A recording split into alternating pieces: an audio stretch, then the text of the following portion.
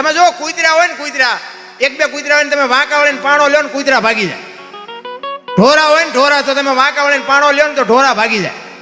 સિંહ જેવું જનાવર હોય ને તોય બી જાય કે આરો માણા છે, શું કરે કઈ નક્કી નહીં. માણા બાપુ એને માણાથી આ ચેતતો રે. પણ મધમાખીનું પૂડું હોય ને એક પાણો મારજો. આટલા જણા છો ને તો બટા છટી બોલાવે. બોલો મેં કે આવડી જોઈ ને માખ્યું એ શું કામ બટા છટી બોલાવે? હોંપ છે, રાગ છે. એટલે આ કૂતરા ને કાગડા ને ભેંસું ને ભૂંડડા ને એવડા મોટા છે ને, પણ તોય ભાગે છે આપણેથી. શું રાગ નથી? આપણું હિંમત નથી. તમારા ગામમાં તો સારું મજા આવી મને, પણ નકર તમે જુઓ ને તો ગામ આખા ધુમાડા બધું હગા ભયું ન હોય.